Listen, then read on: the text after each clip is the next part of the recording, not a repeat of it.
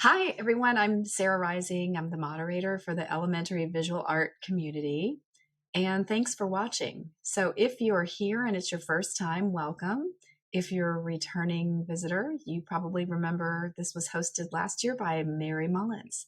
So, as I said, I'm going to be the moderator for this year. And what I'm going to do is just spend some time during this short webinar and talk to you about who I am and why I teach. Happy New Year.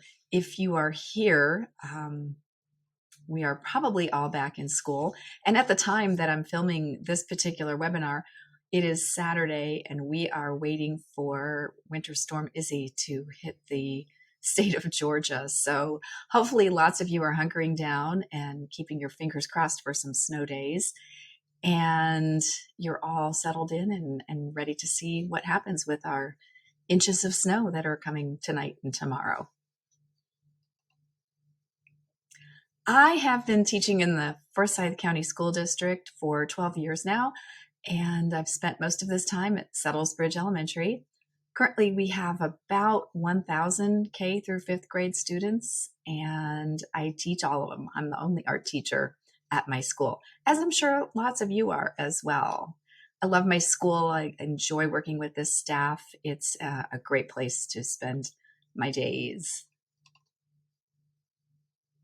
A little bit about my family. I'm married to my husband, Rick. We've been married for 33 years. We're both from Ohio, and we have 4 boys. Our oldest is 30, and our youngest is 21. And then in between, we've got a 28-year-old and a 26-year-old, Tyler, Corey, Ricky, and Jake. We're really lucky in that they all still live and work in Georgia. My youngest, Jake, goes to UGA, and he is a junior there. I've just included some photos just so you can see who I am. That picture up here, this is my mom. She was up visiting for Thanksgiving. And then I also have a younger sister and a younger brother. So we also have, move this here so you can see, a crazy golden doodle. And he is, as you can see, a little bit of a handful. Just to give you some background about where I'm from and where I've been, as I mentioned, I'm from Ohio. I'm from a little town called Perrysburg. It's south of Detroit by about 45 minutes.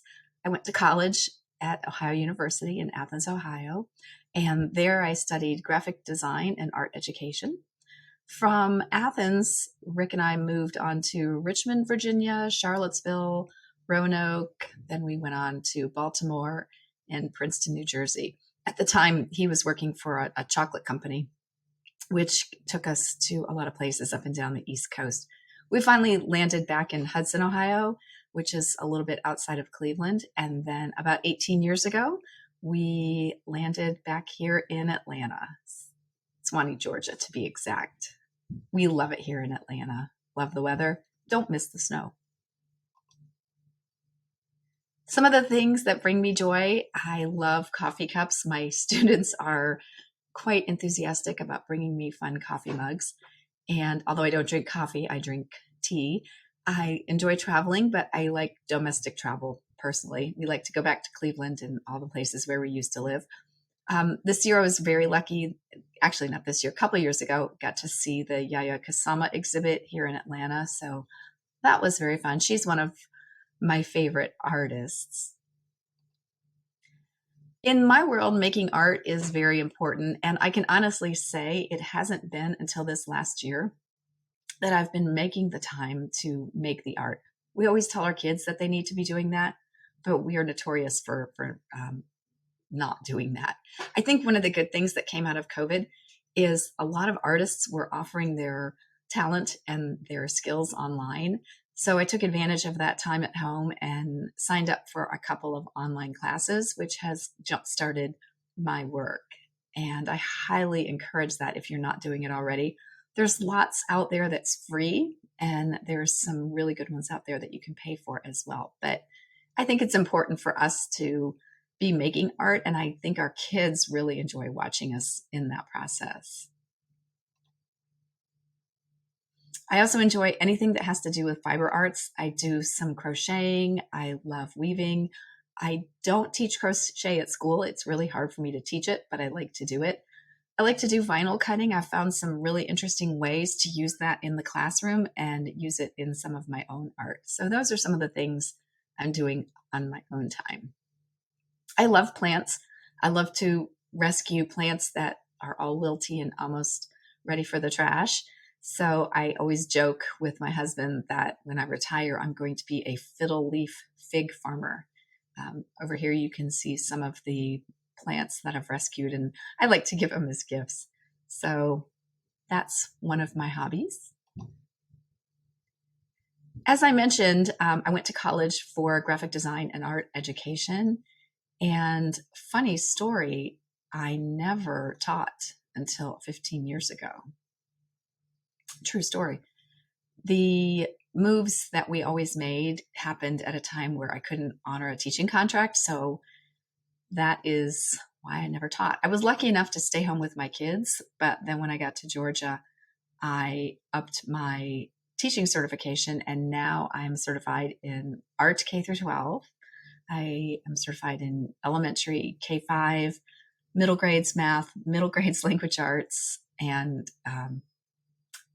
gifted. And recently, I just took the online teaching endorsement for virtual, and that was the timing couldn't have been any more perfect. If you guys have a chance and an interest in that, I highly recommend checking out and learning about some of the features that are out there in the world today.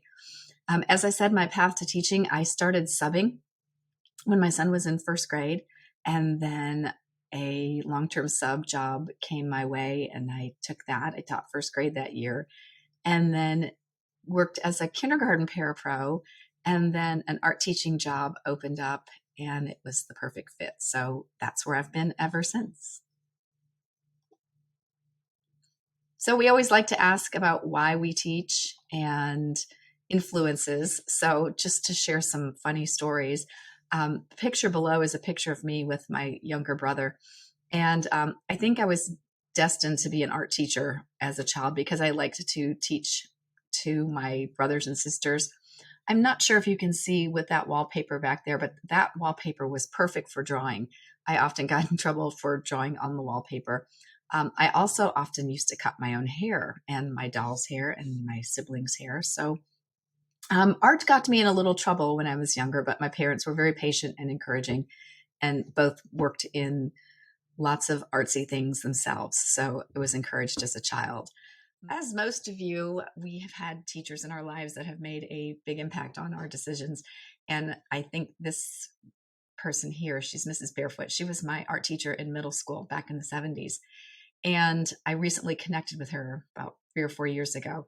She is an amazing woman, actually just retired after 47 years of teaching. The thing I remember most about her was she always let us explore and do things within limits. She had great control of the classroom, but let us do our artistic explorations. The thing I remember was when we did a unit on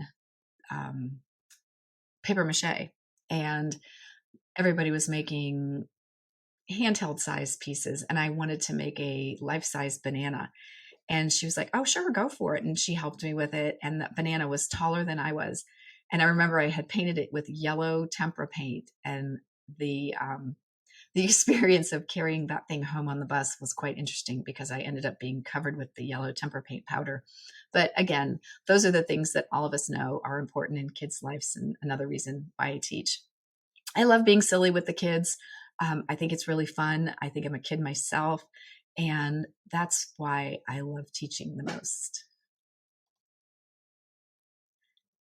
My beliefs in art education, I believe it's an outlet for creativity.